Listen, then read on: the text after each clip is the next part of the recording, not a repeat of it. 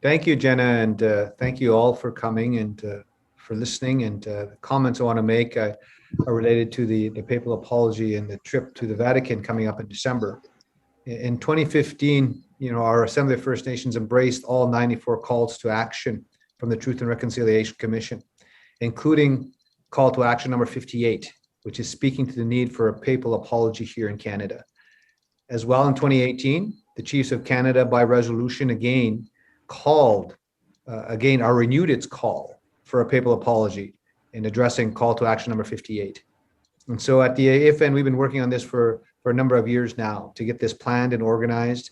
And it's now confirmed that on December 17th of 2021 and December 18th of 2021 and December 20th of 2021 in the Vatican, that there will be a delegation from Canada going. A delegation made up of AFN, Assembly of First Nations representatives, from the MNC and ITK as well. And so that's confirmed. And it's all part of reconciliation. It's all part of healing, but it's really focusing on TRC call to action number 58 for the full implementation of that. And I'll leave it at that. And we'll start looking at taking some questions from the media. Thanks, National Chief. I don't see any notes in the chat here. Please go ahead and go in the chat if you'd like to ask a question.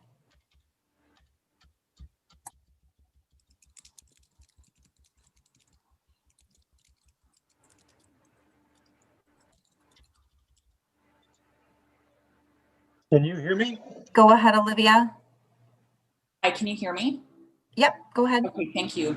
National Chief, thank you for your time this afternoon. I do have a question for you. I would like to start with the finding out of from the Lower Kootenay Band today of just under 200 unmarked burial sites discovered at the former St. Eugene residential school. Wondering what your reaction is to that. And we spoke to the chief of this band just this morning, and he compared the findings to Nazi war crimes. And I'm wondering what role you think the Justice Department at the federal government's level should have in prosecuting anybody who's responsible for this. Well, thanks for the question, Olivia. And not only like from today, the new find, there's 215 at Kamloops, the 751 unmarked graves at Cowessess, and now the 180 plus at Cranbrook. And again, we have 139 sites across Canada where the residential schools were. And each and every one of those sites needs to be investigated properly. And this is a validation of what the survivors have been saying, that there are unmarked graves and that there has been death in these institutions.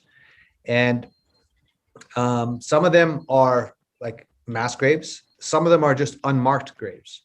And so you have to do the proper research and investigation at every site to make sure that there is proper research done, proper investigation, and proper redress for commemoration of this. And so in some sites, some people will be saying, and each one will be different. At some sites, if they're fresh, the RCMP may be called. Some have called for the RCMP to possibly investigate crime scenes. And so again, elevating this to a national, international level is very important. That helps put appropriate pressure on the powers to be. But the focus is on getting the research done, the investigation done, and the proper commemorations done. The whole system of residential schools was a genocide. I've called it that. And we see the intergenerational traumas and feel the effects to this day. And so that's where it rests. Thank you. And as a follow-up on the meetings with the Pope that are scheduled for December, I'm wondering, first of all, if you will be attending as part of this delegation, since you will no longer be national chief, of course, at that time. And secondly, would you like to see the Catholic Church do anything specific in the lead up to these meetings, such as fulfilling the settlement of $25 million to survivors, for example, as per the residential school settlement agreement, or releasing all documents related to residential schools? Do you need to see the church do anything before these meetings take place? Again, it's all preparation. We are open-minded as well to forming a working group within the Assembly of First Nations to finalize details in terms of the delegation. So everything is a work in progress, working up to December 17th, 18th meetings at the Vatican. So those details have yet to be finalized. As far as preparation from the Roman Catholic Church, I would just keep urging them all to do as much as they can to start sharing data and documents and information and anything that they can to help provide the information to these grave sites that are there, like who is there, if they have records, that they should be openly accessible. So that would be the only message to the Catholic Church, is to do that piece and sharing data and records that they have right across Canada. And that would be the message going forward. And again, the preparation and planning for the December meeting will always be a work in progress. And there will be a committee formed here at AFN to finalize the details going forward. Okay, Stephanie Taylor, Canadian Press. Thank you so much for your time, National Chief. Can you hear me? Yes. Excellent. I'm wondering, why do yourself and perhaps others think the Catholic Church or the Vatican it has perhaps changed their mind or might be open to delivering a papal apology, because they have not to date in past delegations, they haven't, even with news of more of these discoveries. So what makes you or perhaps others think that anything has changed in their position? Well, to date, the Anglican Church has apologized. The Presbyterian Church has apologized. United Church has apologized. And this is really part of truth and be part of the healing and reconciliation process for survivors, to hear the apology from the highest position within the Roman Catholic Church, which is the Pope. And our hope and prayer is we can only implement the direction from our chiefs in assembly. And the chiefs in assembly have been clear. Accept TRC calls to action. Focus on call to action number 58. And it's very clear what 58 says, is to approach the Vatican and His Holiness and try to bring him to Canada, so that he can make an apology directly to the survivors and their families here on Canadian soil. The government and the church are complicit with the implementation of the residential schools. And so they need to both acknowledge their role. And I think the Vatican and the Roman Catholic Church, they made apologies to the Irish people. They made apologies to the Indigenous people in Bolivia. And so I think the Spirit will move in the appropriate way at the appropriate time when things happen here in Canada.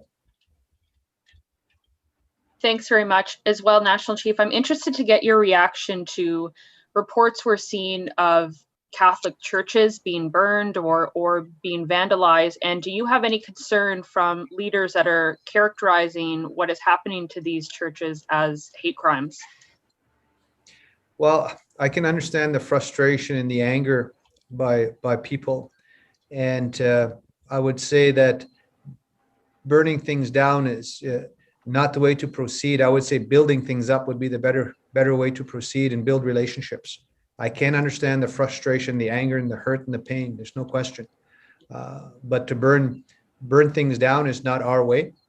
Our way is to build relationships and build people. I might ask him, and come together. Indigenous people went to see the Pope before and didn't come away with an apology. Why do you think? Sorry, excuse me. Can you turn your mic off, please?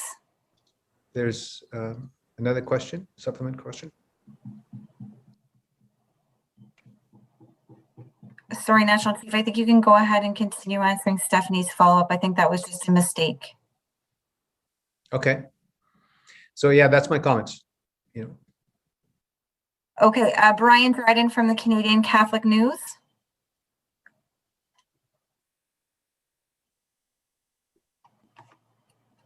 Yeah, hi, sorry. I was trying to unmute myself. I just want to follow up on the question about whether or not you've been given any assurances that that the Vatican or the Pope is actually willing to come to Canada, because I'm sure, as you saw today, there was the Globe and Mail story about, again, the Archbishop of the Canadian Conference of Catholic Bishops saying, that wasn't even sure it was necessary. Do you have any comment on that? And have you been given any assurances that this will be something that will be definitely on the agenda? Or is this something that more you're hopeful that it will come up there and will be proceeded on at the meeting? That's exactly it, Brian. There are no assurances that there will be an acceptance of a trip to Canada. There's no assurances of that. But we do have the meeting confirmed in the Vatican. So it's a step at a time. The TRC call to action number 58 is very clear, to invite His Holiness to Canada on the very land, the very soil where the residential schools happened, and to have him make a statement and hopefully the apology directly to the survivors and families. That's the expectation, that's the hope. The meeting's been confirmed at the Vatican, so we're going to take that meeting, and then as well at that time take the opportunity to invite His Holiness back to Canada at some point in the future. And again, there are no guarantees of any kind of apology or anything coming forward. There's no guarantee that he'll even come back to Canada, but we have to make the attempt, and we have to seize the opportunity.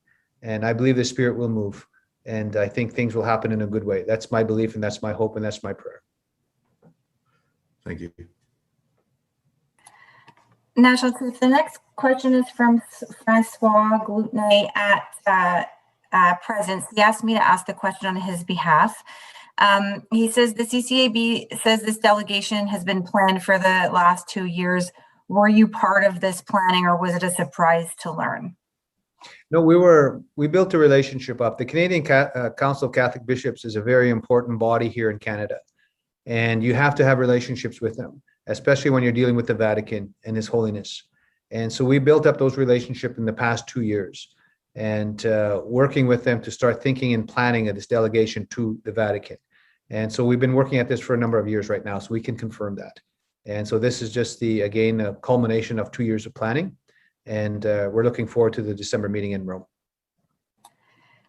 And he has a follow-up question, and you have mentioned this, but it's a little bit different. Call to action number 58 says the Pope must come to Canada, not that First Nations delegates go to Rome, correct? Correct. And so this is the first step, though. So we're going to seize the opportunity in the meeting in December. And at that time, we will make the formal invitation to His Holiness to come back to Canada. And so he can speak directly to the survivors here. Okay, thank you. Ian Austen at the New York Times. Hi, Chief Bellegarde. Do you anticipate that the Pope might offer some sort of preliminary apology in Rome? Again, we don't know what will happen in Rome exactly. We can't speak or profess to know what the Pope will have in his message to us. We do want to seize the opportunity again to invite him back here. We know he's very open-minded. He's very sympathetic. He has made some powerful statements, to the Irish people and as well to the people, indigenous people in Bolivia. And so we are hopeful that at some point in time, the appropriate words will come. The Spirit will move. I think the objective in December will be to really formally place the invitation, the formal invitation, in the most respectful way for His Holiness to come back to Canada. And I think that would be the most important thing, for him to accept that invitation. And then no one will know if he does, and when he does come back to Canada, what words will come from his mind, heart, and spirit. But we hope they will be very powerful. They hope they will be healing. They hope they will be filled with Spirit, because it is part of truth and reconciliation, healing, and the survivors need that, and their families need to hear. And I'm sorry, you went over this earlier, but I'm still a little unclear. The financial compensation question, will you be raising that specifically during these meetings at the Vatican? That's still another outstanding issue. There's the outstanding issue of the apology directly. And the Catholic Church was to commit and help pay approximately $25 million back, and that has not yet been raised. So that will always be on another issue to be raised and somehow dealt with as well. But the focus will be on the apology and the survivor message. Okay, Tavia Grant at the Globe and Mail. Hello. Thank you, National Chief. I have just two questions. The first is picking up, I think, on what Olivia of CBC had said in terms of what you're looking for before the delegation. I wondered if you are hopeful or want to see the CCCB, the group of bishops themselves, issue an invitation to the Pope, in addition to what you are planning. Mm-hmm. Some say it does require an invitation from the bishops. And when I spoke with Archbishop Gagnon, I did ask him I believe it was 8 times, I couldn't secure like a very direct answer or a commitment. And I wonder if you are hoping that they will respond by issuing an invitation themselves.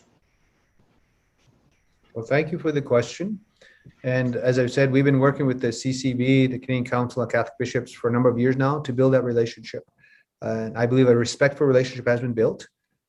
We cannot speak on behalf of the Catholic bishops. We have built a partnership, and I know they're very influential and a very important group of people to work with. And any words and statement that they can say to help foster this invitation to come back would be very helpful. And we're going to always encourage that moving forward.